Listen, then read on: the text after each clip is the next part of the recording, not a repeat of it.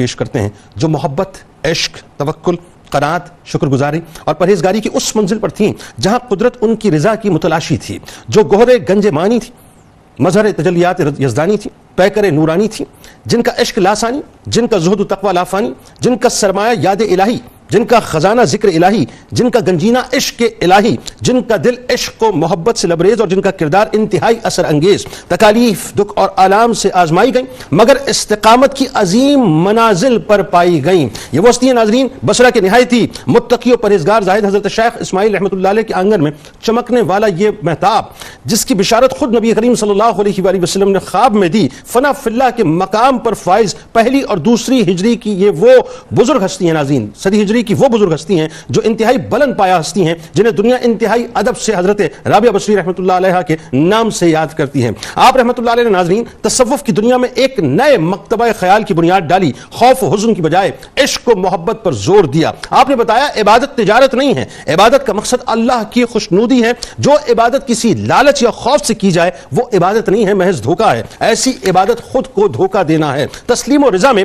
آپ رحمۃ اللہ علیہ اپنی مثال آپ تھیں۔ ایک مرتبہ ناظرین آپ رحمۃ اللہ علیہ عبادت میں مشغول تھیں، آپ پر وجدانی کیفیت طاری ہو گئی، فرمانے لگیں کہ اگر میں جہنم کے ڈر سے عبادت کرتی ہوں تو مجھے جہنم میں جھونک دے، اگر جنت کی خواہش وجہ عبادت ہے تو فردوس میرے لیے حرام کر دے، اور اگر میری پرستش تمنائے دیدار کے لیے ہو تو پھر اپنا جمال عالم افروز مجھے مکمل طور پہ آشنا کر دے، یعنی اس سے مشرف کر دے۔ تمام رات عبادات میں مصروف رہتی، دن میں روزے رکھتی، بوقت فجر قرآن کی تلاوت کرتی، دن چڑھتے ہی مناجات کرنے لگتی، پھر کہتی کہ میرے اللہ رات بیت گئی، کاش مجھے معلوم ہوتا کہ تو نے میری صلات قبول کر لی، تیری عزت کی قسم میرا یہی طریقہ رہے گا جب تک کہ تو مجھے جواب نہ دے، اگر تو مجھے اپنے در سے دھتکار بھی دے گا تو میں نہ ہٹوں گی کیونکہ میرا دل تیری محبت میں گھر گیا ہے۔ آپ رحمۃ اللہ علیہ وہ ہستی ہیں ناظرین جن کو اللہ تبارک و تعالیٰ کے عشق و محبت نے دنیا کی ہر چیز سے بے رغبت کر دیا تھا۔ وہ تھوڑی سی غذا اور تن ڈھانپنے کے کپڑوں پر قناعت کرتی تھی، اپنی جوانی رضائے الہی کے لیے وقف کر دی تھی۔ حضرت رابعہ بصری رحمۃ اللہ علیہ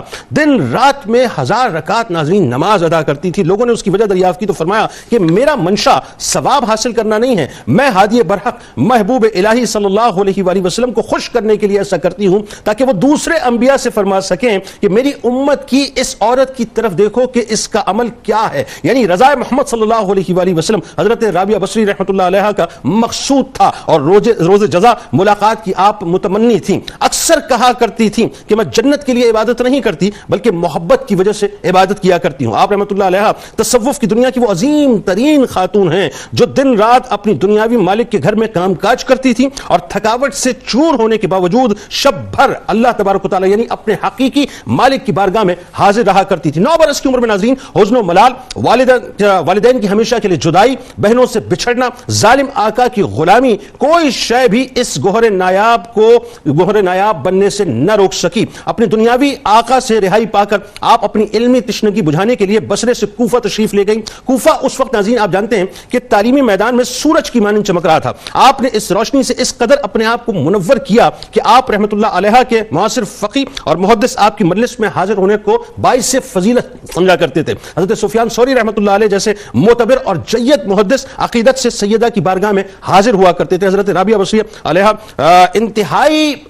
ذہین و فتین تھی، آپ حافظہ قرآن بھی تھیں اور اس کے ساتھ ساتھ آپ قرآنی علوم اور حدیث پر بھی مکمل طور پہ عبور رکھتی تھیں۔ بصرہ میں رہائش پذیر ہوئیں تو آپ کے زہد و تقوی اور علمی کمالات کی خوشبو ہر سو پھیل گئی۔ جید علماء کی ایک بڑی تعداد آپ کی مجلس سے فیضیاب ہوتی تھی۔ اس طرح اپنے زمانے کے مستند، جید اور قابل اساتذہ کی محفلوں میں شریک ہو کر آپ بھی اپنی علمی تشنگی کو مٹایا کرتی تھی۔ یوں کہ یہ ناظرین کہ اللہ تبارک و تعالیٰ نے آپ کو لطف بندگی اور حضوری کی وہ چاشنی عطا کی تھی، اس کا اندازہ کیجئے کہ بہار کے دنوں میں آخری جملے، ایک مرتبہ موسم نہایت ہی خوشگوار تھا مگر محب کو محبوب سے فرصت ہو تو کسی اور شے کو دیکھے۔ آپ کی خدمتگار خاتون نے کہا کہ سیدہ بہار تشریف لا کر سانے حقیقی کی قدرت کا نظارہ تو کیجئے، تو سیدہ نے فرمایا کہ تو اندر آ اور آ کر سانے حقیقی کو دیکھ، میرا کام سانے کو دیکھنا ہے نہ کہ سانے کی سند کو دیکھنا۔